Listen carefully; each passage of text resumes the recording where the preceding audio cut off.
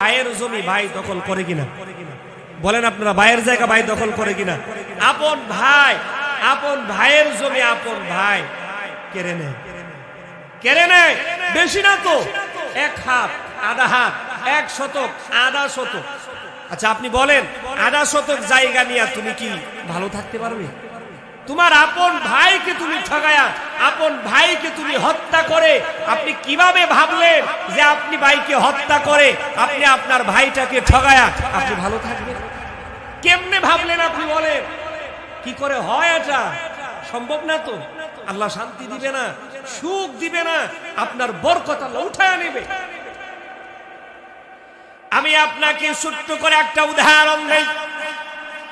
এই জমিনের মধ্যে যে ভাই ঠগে যায়, যে ভাইটার উপরে জুলুম করা হয়, আপনাদের এই সমাজের মধ্যে আপনারা একটু খেয়াল করে দেখবেন, যে ভাইটাকে ঠগানো হয় ছোট কিংবা বড়, যে ভাইটা মেনে নেয় ওই ভাইটাকে আল্লাহ পাক রব্বুল আলামিন এমন কিছু নিয়ামত দান করে, যে ভাইটা তারে ঠগালো ওই ভাইটারে আল্লাহ দেয় না। 1 নাম্বার নিয়ামত হলো আল্লাহ পাক রব্বুল আলামিন সংসারের মধ্যে সুখ দেয়া দেয়, স্ত্রীরাকে স্বামীর আনুগত্য বানায়া দেয়।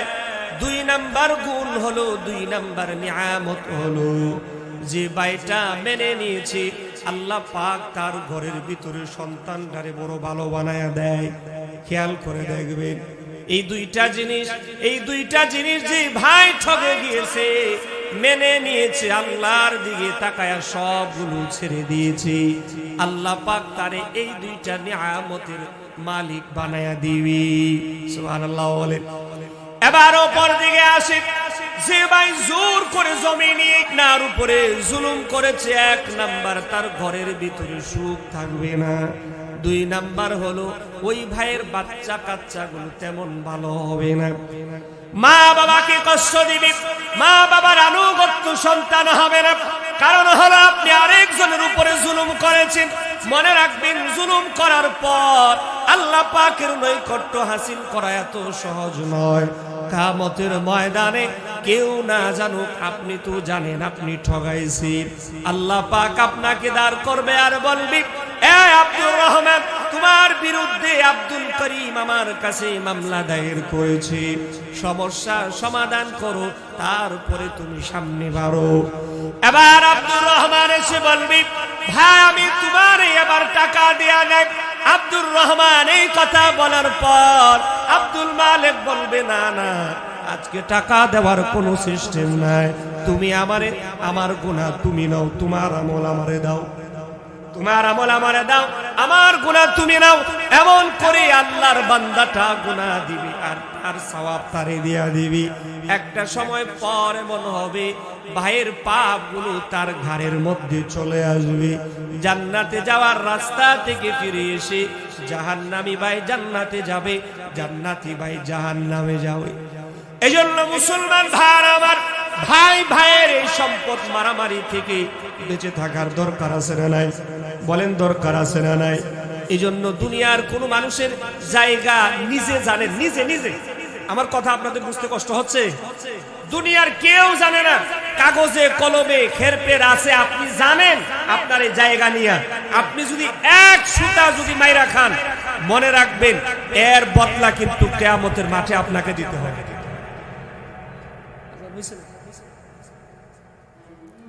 আমরা একটু বসি।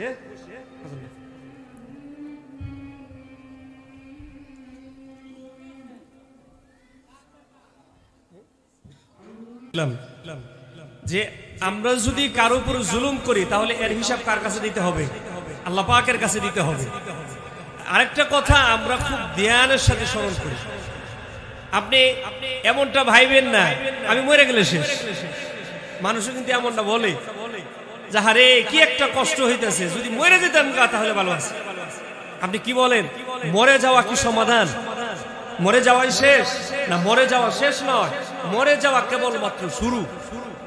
মরে যাওয়াটা কি বলেন? শুরু আপনার জিন্দেগি। আপনি বেঁচে থাকার সময় আপনি মাফ চান।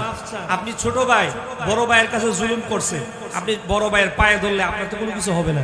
হবে বলেন? আপনি বড় ভাইয়ের পায়ে ধরে বলেন, হাতে ধরে বলেন, কপালে ধইরা বলেন, যেভাবে পারেন সেভাবে ওনার কাছে মাফ চান, ক্ষমা চান। আপনি দেখবেন আপনার ভাই আপনাকে মাফ করে দিবেন।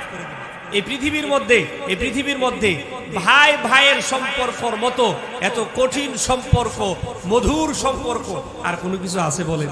আর কোনো কিছু নাই। আপনি যত ঝগড়ায় আপনার ভাইয়ের সাথে থাকুন, যদি আপনার ভাই শুনে যে আপনাকে মারছে কেউ, আপনাকে কেউ বকা দিছে, তাহলে দেখবেন কেউ যাক বা না যাক, আপনার ভাই ঠিকই দৌড়ায়া আপনার কাছে হাজির হবে। তাহলে এই ভাই যদি ভাইয়ের বিপদে যায়, ভাই যদি ভাইয়ের কাছে যায়, তাহলে এই ভাইয়ের সম্পদ জুলুম করে আপনি নিয়েছেন, মনে রাখবেন ওই সময় আপনার ভাই আপনাকে মাফ করে দিবে, যদি আপনি একটু ভাইয়ের কাছে যাইতে পারেন। আমাদের তো এগো বেশি, আমাদের খুব বেশি ইজ্জতে লাগে যে আমি বড় ভাইয়ের কাছে গিয়ে মাফ চাইবো। এটা কিভাবে হয়? এমনটা ভাইবেন না।